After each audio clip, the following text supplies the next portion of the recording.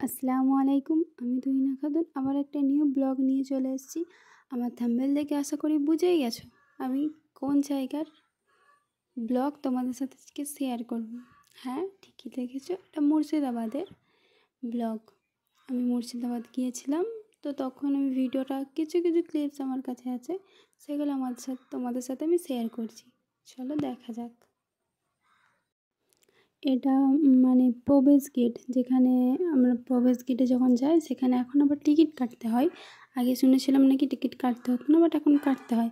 Ticket কাউন্টারের সামনে আমরা তখন ঢুকি, আমি ভাবি সিরাজউদ্দৌলা যা বানিয়ে গেছে, ওখান থেকে হাজারদুয়ারির সামনে পর্যন্ত যেতে না পায়ে ব্যথা হয়ে যাবে। বয়স্ক মানুষরা ভুলেও যাবেন না, আপনারা হাঁটতেই পারবেন না। আপনাদের জন্য আলাদা পালকি লাগবে, কিন্তু সিরাজউদ্দৌলার পালকি আপনারা পাবেন না। যাই হোক, তো আমরা এখানে সবাই টিকিট কাটা কমপ্লিট করে ভিতরের দিকে যাওয়ার ব্যবস্থা করছি। তো আমি বাইরে থেকেই ভিডিওটা শ্যুট করছিলাম। যাই হোক, দেখেছো আমরা এখানে সবাই সামনে সিকিউরিটি একদম আমাদের যেতে দেবে না বলে দাঁড়িয়েই আছে। এখানে টিকিট কাটার পরে আমরা আস্তে আস্তে ভিতর দিকে যাই। অবশ্য আমি খুব একটা ক্লিপ নিতে পারিনি। মুর্শিদাবাদ এমন একটা সৌন্দর্য জায়গা, ঠিক আছে, মানে যারা গেছে শুধু তারাই জানবে যে কতটা ঠিক সৌন্দর্যের জায়গা ওখানে। যেহেতু আমার এরকম একটা সমস্যা আছে, বাসে 4 চাকায় গেলে আমার বমি হয়। এটা যাদের যাদের আছে খুবই খারাপ অবস্থা। এবং আমি যাওয়ার পর ওখানে আমার প্রচণ্ড পরিমাণে শরীর খারাপ হয়ে যায়, যার জন্য আমি সিরাজউদ্দৌলার কবর, তার মা ঘোষেটি বেগম, তার বিবি, তার যে মেয়ে ছিল, কারোরই আমি কোনো কিছুই নিতে পারিনি। যদি আবার কখনো যাই তখন তোমাদের সাথে অবশ্যই শেয়ার করব। তারপর আমরা ঘোড়ায় পিঠে চেপে, আমি ফার্স্ট টাইম ঘোড়ার গাড়িতে চেপেছি, কারণ আমাদের এখানে এসব হয় না। আমরা একটা মুর্শিদাবাদের সামনে, হাজারদুয়ারির সামনে দিয়ে আমরা রাস্তাটা যেটা, সেখান দিয়ে যাচ্ছিলাম।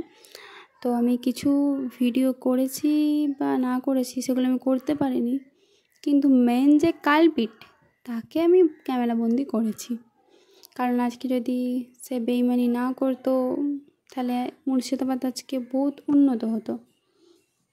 দেখতে পাচ্ছ এখানে আমরা এসেছি, যে মানে আমরা ছোটোবেলা হিস্ট্রিতে পড়েছি যে নামটা ভুলে গেছি, ওখানে দেখে নেবেন বোর্ডে, যে মানুষের কাঁচা কলিজা খেত, এরম কিছু আছে।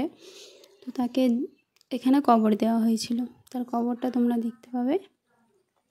আর এই তার কবরের ওপর দিয়ে এই ফুল বাগিচায় আমি এরকম কিছু শুনেছি যে যত মানুষ তার ওপর দিয়ে হাঁটবে এবং তার কবরের ওপর দিয়ে হাঁটবে, তবে তার পাপটা ধুয়ে যাবে। সে যে বেঁচে থাকা অবস্থায় যে পাপ করে গেছে দুনিয়াতে, সেই তার পাপটা যাতে কমে তার জন্য তাকে কবর দিয়েছিল, এবং তার কবরের ওপর দিয়ে সিঁড়ি করে বাগিচা করা হয়েছিল যাতে মানুষ হেঁটে হেঁটে যায়।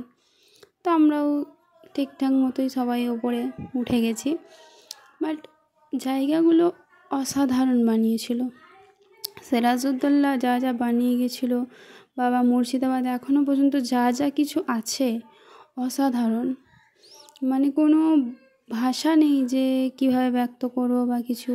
বলে না, নিজের লোকেরা যদি বেইমানি না করে দুনিয়ায় কোনো মানুষ কাউকেই হারাতে পারে না। আজকে নিজের লোকেরা সিরাজউদ্দৌলার সাথে বেইমানি করেছিল বলেই সিরাজউদ্দৌলা এত কষ্ট করে মারা যায়। এবং ওখানে যখন আমরা সিরাজউদ্দৌলার কবরস্থানে গিয়েছিলাম, তো ওখানে যারা গাইড ছিল থাকে তাদের কাছে আমি কাহিনিটা কিছুটা শুনেছি। সিরাজউদ্দৌলাকে যখন মারা হয়েছিল তার পুরো বডিটাকে কুচি কুচি করে কাটা হয়ে পুরো মুর্শিদাবাদ ঘোরানো হয়েছিল। বাট এই কথাটা শোনার পর না আমার সারা শরীরের লোম পুরো শিউরে ওঠে।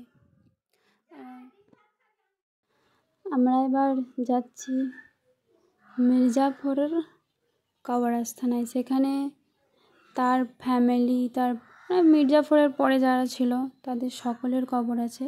এই যে আমরা স্থানে চলে এসেছি, পুরো 1100 কবরস্থান, ঐতিহাসিক কবরস্থান। চলুন ভেতরে যাওয়া যাক। এই যে এটা হচ্ছে সেই বেঈমান কাফের তার কবর, এবং এগুলো আছে তার ফ্যামিলি মেম্বার্স, তারপরে যারা ছিল, এমনকি সেখানে 1-1.5 বছরের বাচ্চার বহু কবর আছে। 1100 কবর, এমন এমন কবর আছে যে কবরগুলো একদম মাটির সাথে মিশে গেছে।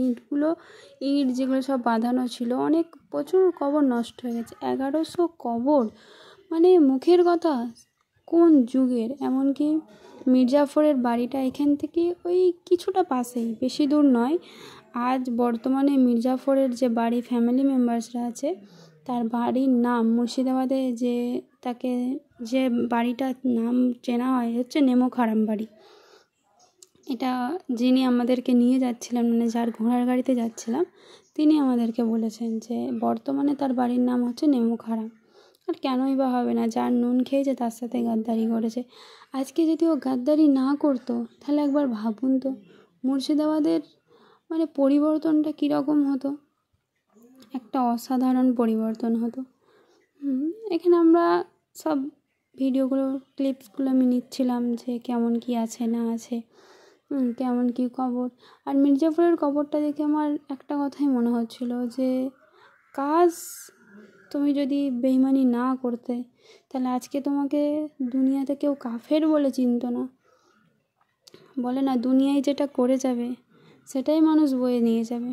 আজকেও যদি ভালো কিছু করে যেত, তাহলে এত বছর পূর্বপুরুষ ঐতিহাসিক যুগ থেকে এখনও পর্যন্ত আমরা যে বর্তমানে আছি, সমস্ত জেনারেশনটাই তাকে দোয়া দিত। এই যে কবরস্থানে যারা যায়, সবাই যারা আমরা হিস্ট্রি সম্বন্ধে যে যতটুকু জানি, সবাই তো ওকে গালাগালি করে আসে না, বদদোয়াই দিয়েছে।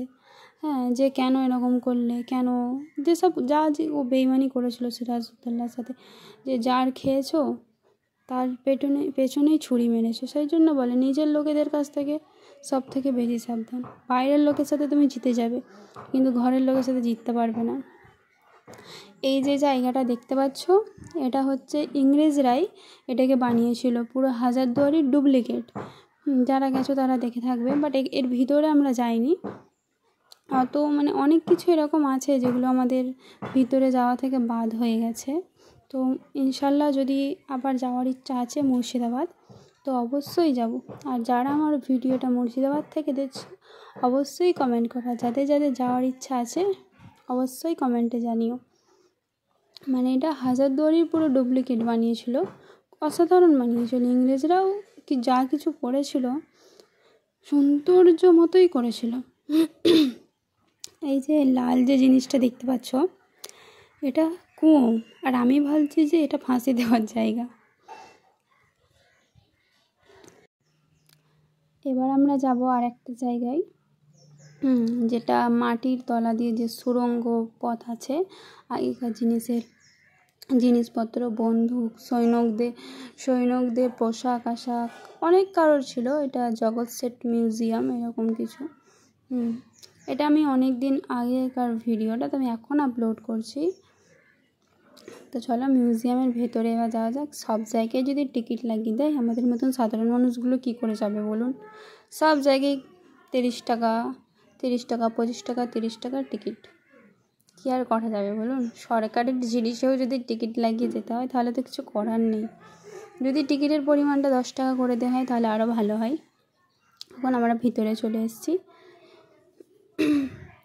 এই যে আগেকার দিনের চেয়ার, হ্যান ত্যান আসবাবপত্র এগুলো রাখা আছে, কিন্তু ভেতরের যে সামানপত্র যেগুলো আছে সেইগুলোর ভিডিও আমাদেরকে করতে দেয়নি, কারণ ওখানে ক্যামেরা অ্যালাউ ছিল না। তো আমি বাইরেটাই যতটা পেরেছি ক্লিপসটা নিয়েছি। তোমরা যদি যাও অবশ্যই ভিতরে যাবে, দেখে আসবে যে আগেকার দিনের জিনিসপত্র কেমন। এখানে আমাদেরকে গাইডস নেওয়ার কথা বলছিল, মাথা পিছু এক একজনকার 10 টাকা। তো চলো বন্ধুরা, আজ জন্য এতটুকুই। ভালো লাগলে লাইক